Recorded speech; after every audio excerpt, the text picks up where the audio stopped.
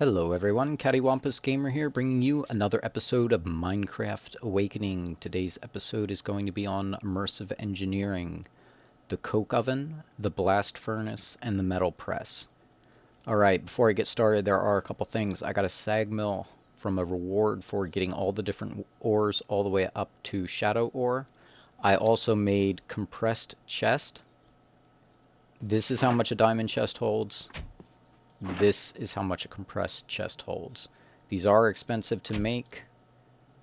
Takes a diamond chest, 4 Hatteroth, 4 pistons, diamond chest, this is what it takes. It uses mithril, gold chest, silver, iron, copper. Yeah, they're expensive. I built 12 of them, and then I was given another one as a quest reward for building one of these. Also, this is my tinker smeltery. I use the architect's saw bench, and I made these things and these things out of coal blocks and did that, so that looks really cool. Alright, let's get started. This is my third time recording the episode. The second time I messed up what I called stuff, or the first time I messed up. The second time I got all the way to the end, thought I was doing really good, and then realized that my recording program wasn't even open. So, if I miss anything, I forgot, because I've already showed it in 2 other videos probably. Alright, here we go. You're going to take a book and a lever, and that gives you the engineer's manual. The engineer's manual will show you different stuff. Let's see. It'll show you overview and resources, construction, power wires, generators, tools, and simple machines, heavy machinery, immersive integration. If you know what you're looking for, you can click over here and go like this. Like press, and we know we want the metal press, so we hit this. It says the metal press is an automated way of shaping metal. It uses a high pressure piston to press a mold onto an ingot, forming it into a plate, rod, or other metal components. Okay, so we're going to need 3 steel scaffolding, 1 piston, 2 conveyor belts, 1 heavy engineering block. Now, in order to make all of that stuff, you're going to need steel. In order to get steel, you're going to make coke brick, which this is the recipe for it, clay, bricks, sandstone.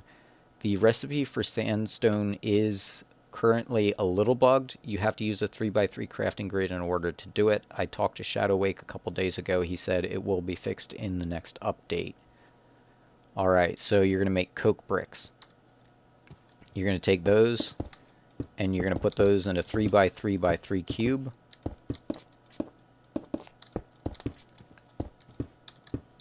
Like this, and then you're going to have an engineer's hammer, which is 2 iron, 2 sticks, and a string like that.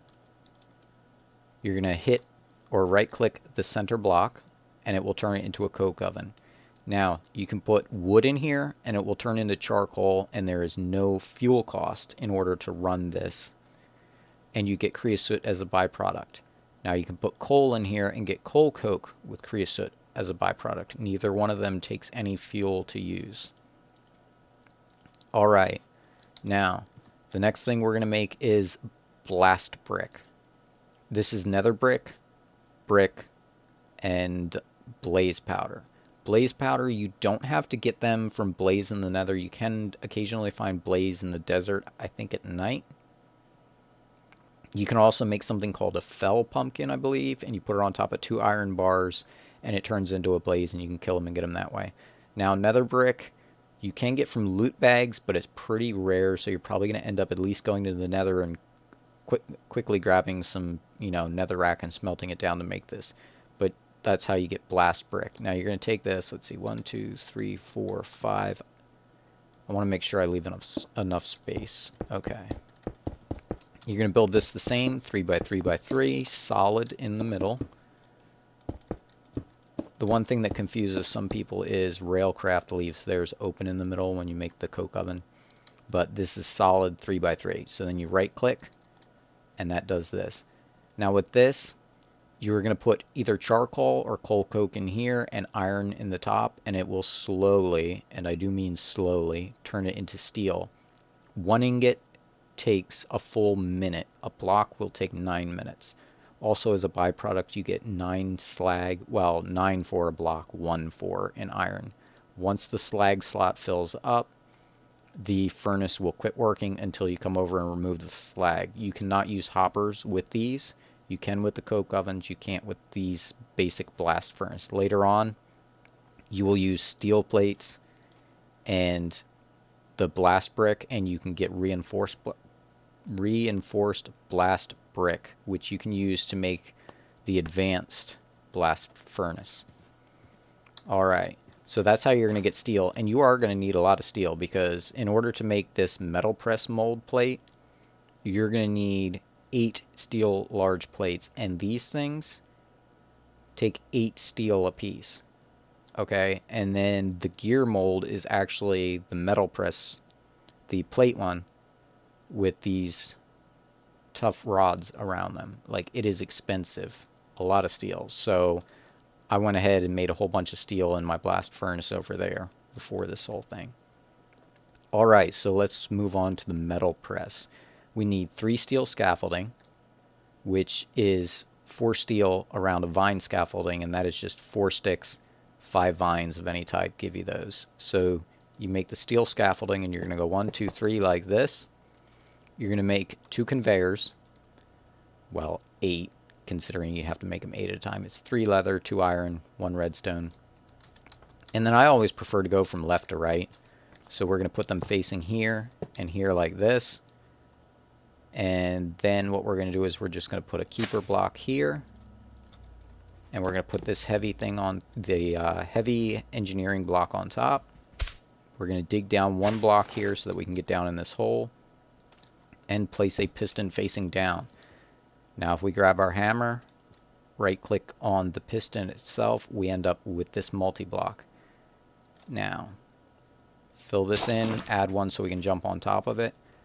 This is a furnace generator that I made. You do have to power this press in order for it to work. So this is the recipe: an iron block, 5 more iron, furnace, redstone, and now this has to go on top like so. And then it has power in it, and I need to throw fuel in it, and I believe I threw my charcoal in there.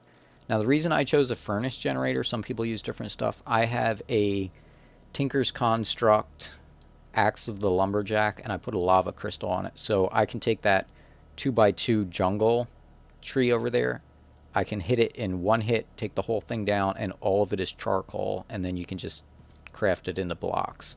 So it's a great way to get a really good fuel source fairly early on.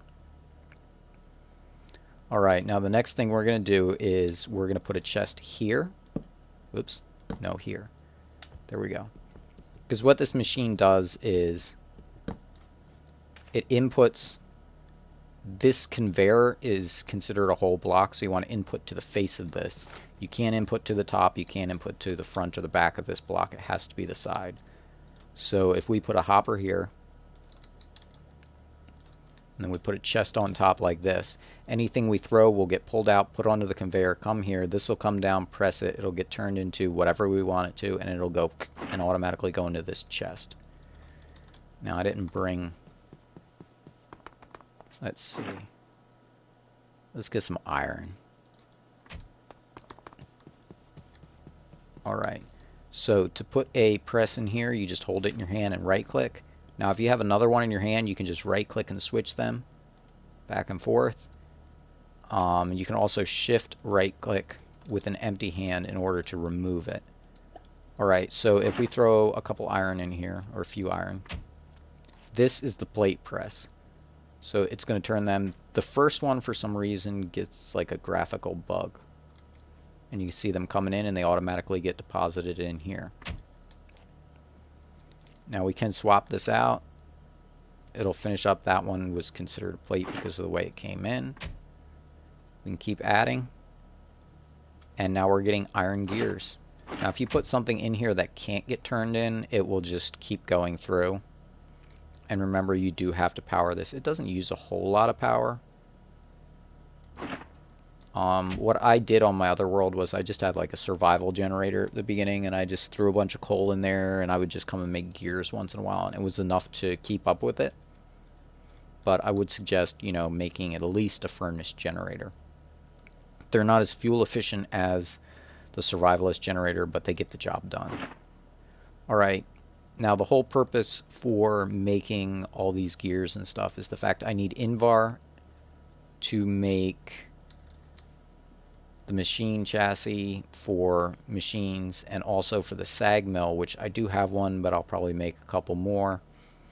We also need copper gears for that. We're also going to need iron gears for the iron gearbox to make the turntable spreader, or spreader turntable, to make the deco bench to make spikes, because we're going to need lots of spikes later on for some of the mob farms that we're going to build. I need to build one in the nether to collect wither skulls so that we can start making withers and getting nether stars. I'm trying to think if there's anything else that I need to mention. I did a lot of mining in the nether because I needed tons and tons of iron. I do want to do some more mining in the nether, like on camera, just because it is a lot more interesting in the nether. I got a couple of magnesium torches. I got one and I put it in the nether, so that way there's nothing within however much of where I come through my portal. And then I ended up getting another one from the loot bag later on, and I put it here at my base. I do want to try and get up and running with the Tinker Smeltery. I did get blazing pyrotheum as fuel. One of the machines I'm going to want to make is a magma crucible, because right now smelting down blazing pyrotheum in the Tinker Smelter, it takes 10 to make a bucket of fuel. Whereas with the magma crucible, it will only take 4, so it's a major savings. Now that I got that, I can melt glowstone down, and I will need that because the magnesium torch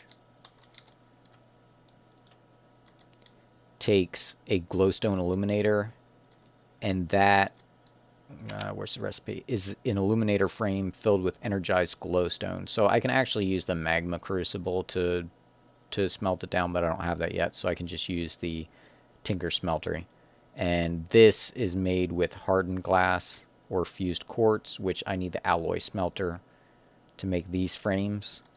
And in order to make them, I needed the gears and stuff. So that was the reason for doing things in this particular order. My next episode, I want to be on the sag mill and the alloy smelter.